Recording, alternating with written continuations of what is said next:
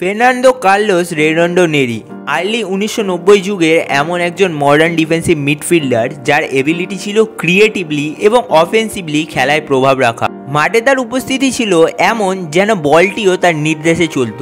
90 যুগের একজন defensive midfielder হয়েও রেডন্ডো অফেন্সে যেভাবে যোগ দিতেন তা প্রতিপক্ষকে বিভ্রান্ত করত এবং দর্শকদের অবাক করত। কিন্তু এমন একজন শিল্পীর নাম কেন আর্জেন্টিনার ফুটবল ইতিহাসে আজ উপেক্ষাকৃত?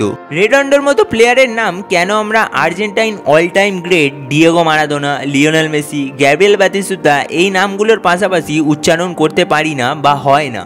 রেডন্ডো ছিলেন মিডফিল্ডের জেনারেল, অথচ তার নামের সাথে জড়িয়ে আছে এক অদ্ভুত ট্র্যাজেডি এবং অধ্যায় যা তাকে ছায়ার আড়ালে ঠেলে দিয়েছে।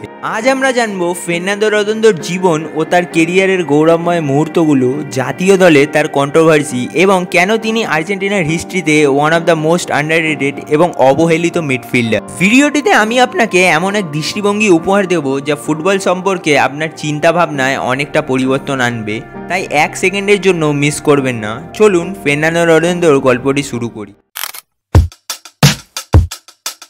ফের্নান্দো রেডন্ডোর জন্ম হয় 1969 সালে 6 জুন আর্জেন্টিনার ক্যাপিটাল বুয়েনোস আইরেসে। তার ফুটবল যাত্রা শুরু হয় 1980 দশকের মাঝামাঝি সময়ে। রেডন্ডোর বয়স যখন মাত্র 16 তখন তিনি তার প্রফেশনাল ফুটবল কেরিয়ারে ডেবিউ করেন আর্জেন্টাইন লিগে তার হোমল্যান্ডের ক্লাব আর্জেন্টিনিয়াস জুনিয়র্সের হয়ে। তিনি এখানে ডিফেন্সিভ মিডফিল্ডার হিসাবেই খেলতেন, কিন্তু তার attacking awareness, creativity as a number 6 operate করেও ছিল অনেক বেশি। পিচে কখন লং বল দিতে হবে, কখন শর্ট পাস খেলতে হবে, সবকিছুতেই রেডন্ডো ছিলেন একদম পারদর্শী। আর্জেন্টিনাস জুনিয়র্সে 1985 থেকে 1990 এই যে 5 বছর ছিলেন সেখানে 65টা খেলা খেলেছিলেন।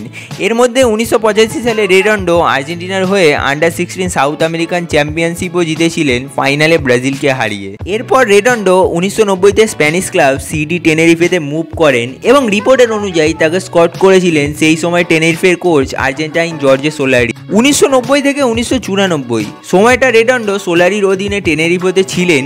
এই পিরিয়ডটায় রিয়াল মাদ্রিদ দুবার লা লিগা টাইটেল হারে তাদের আজ রাইভাল এফসি বার্সেলোনার কাছে সিজনের ফাইনাল ডেতে। তবে দুবারই ফাইনাল ডেতে রিয়াল মাদ্রিদের প্রতিপক্ষ ছিল টেনেরিফে, যেই দলটাকে ম্যানেজ করছিলেন জর্জে সোলারি। এরপর 1994 সামারে রিয়াল মাদ্রিদে আর্জেন্টাইন জর্জে সোলারিকে ম্যানেজার বানায় এবং আই গেস তার পরের চ্যাপ্টারটা আপনি এতক্ষণে কল্পনা করে নিয়েছেন।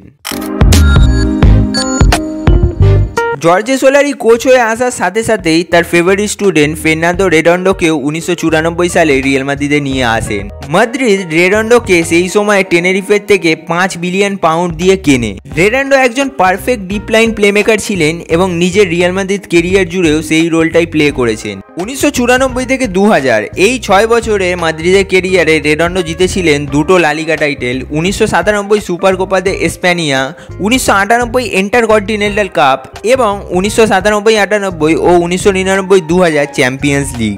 2000 সালের চ্যাম্পিয়ন্স লিগ ক্যাম্পেইনটায় রেডন্ডো তার পারফরমেন্সের জন্য কম্পিটিশনে মোস্ট ভ্যালুয়েবল প্লেয়ার অ্যাওয়ার্ডটা জেতেন, যখন তাকে তার নিউ কোচ দেল বুস্কিউ ডবল প্রিভিডে আরেকজন গ্রেট স্টিভ ম্যাকম্যানানের সাথে খেলিয়ে ট্যাকটিক্যালি ফ্রিডম দিয়েছিলেন। রেডন্ডোর কেরিয়ারে সবচেয়ে আইকনিক মোমেন্টের কথা যদি বলি, সেটা আসে 2000 সালে চ্যাম্পিয়ন্স লিগ কোয়ার্টার ফাইনালে ম্যানচেস্টার ইউনাইটেডের বিপক্ষে ওল্ড ট্রাফোর্ডে। একদম সাইড লাইনে গিয়ে একটা টাইট পজিশনে ব্যাক হিলের মাধ্যমে ম্যানচেস্টার ইউনাইটেডের একজন ডিফেন্ডারকে ড্রিবল করেন এবং রিয়ালের 3 নম্বর গোলটা রাউলকে অ্যাসিস্ট করেন। খেলা শেষে ম্যানচেস্টার ইউনাইটেডের কোচ স্যার অ্যালেক্স ফার্গুসন রেডন্ডোর উদ্দেশ্যে বলেন, what does this player have in its boot, a magnet. রেডন্ডোর এইসব আউটস্ট্যান্ডিং পারফরমেন্সেসগুলোর জন্য মাদ্রিদে তার নাম দেওয়া হয় ইএল প্রিন্সিপ, যার মানে ইংলিশে দাঁড়ায় দ্য প্রিন্স। এরপর 2000 সালে তিনি অনেক কন্ট্রোভার্সিয়ালভাবে এসি মিলানে যোগ দেন 11 মিলিয়ন ট্রান্সফার ফ্রিতে। তবে নিউ ক্লাবে নিজের ফার্স্ট ট্রেনিং সেশনেই রেডন্ডো একটা সিরিয়াস নি ইঞ্জুরিতে পড়েন, যা তাকে প্রায় 2.5 বছরের জন্য মাঠের বাইরে করে দেয়। তবে রেডন্ডো ফেরেন এবং 2002, 2003, 2004 এই সময়টা কিছুটা হলেও মিলানের সাকসেসে কন্ট্রিবিউট করেন। মিলানের হয়ে তিনি একটা সেরিয়া, একটা কোপা ইটালিয়া, সুপার কাপ 2003 এবং চ্যাম্পিয়ন্স লিগও জেতেন। মিলানে ইঞ্জুরিতে সেরকম গেম টাইম না পেলেও রেডন্ডো যে একজন চ্যাম্পিয়ন তা তার ট্রফি ক্যাবিনেট দেখেই বোঝা যায়।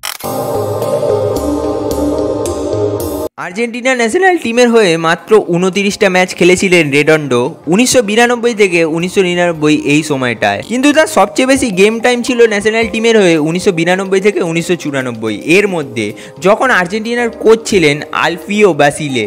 1992তে আর্জেন্টিনার হয়ে ডেবিউ করা রেডন্ডোর কাছে সুযোগ ছিল 1990 বিশ্বকাপে খেলার, তবে সেই কলটা তখন রেডন্ডো রিজেক্ট করেছিলেন যখন আর্জেন্টিনার কোচ ছিলেন কার্লোস সালভাদর বিলার্দো।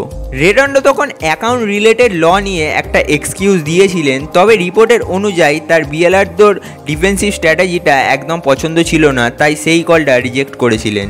পরে একটা ইন্টারভিউতে রেডন্ডো এটা স্বীকারও করেছিলেন এবং বলেন, আমাকে 1990 বিশ্বকাপে ডাকা হয়েছিল, তবে আমি জানতাম আমার ফার্স্ট 11-এ জায়গা হবে না, তাই আমি ডাকটা ফিরিয়ে দিয়েছিলাম। যাই হোক, এরপর 1992তে রেডন্ডো আর্জেন্টিনার হয়ে ফিফা কনফেডারেশন কাপ এবং 1993তে কোপা আমেরিকা জেতেন।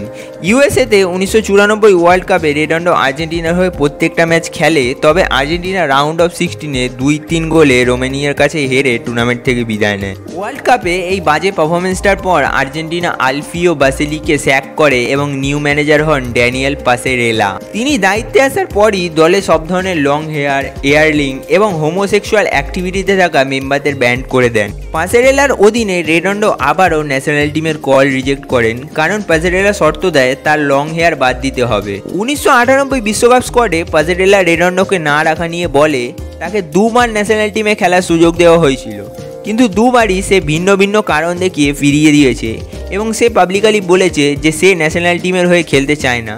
তাই আমিও এমন কোনো প্লেয়ারদের নিতে চাই না যে আর্জেন্টিনার জার্সির মর্যাদাই দিতে জানে না। এরপর 1999তে যখন আর্জেন্টিনার ম্যানেজার হন মার্সেলো বিয়েলসা, তখন রেডন্ডোকে 2টো এক্সিবিশন ম্যাচের জন্য টিমে রিকল করা হয়।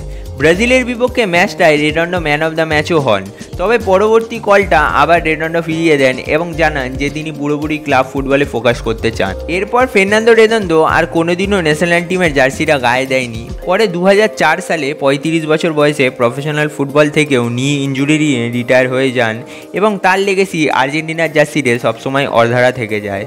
ফের্নান্দো রেদোন্দো একজন ফুটবল লেজেন্ড এবং স্পেসিফিক একজন ক্লাব ফুটবল লেজেন্ড, তবে দিন শেষে আপনাকে মানতেই হবে তিনি একজন আর্জেন্টাইন লেজেন্ড কখনোই নয়।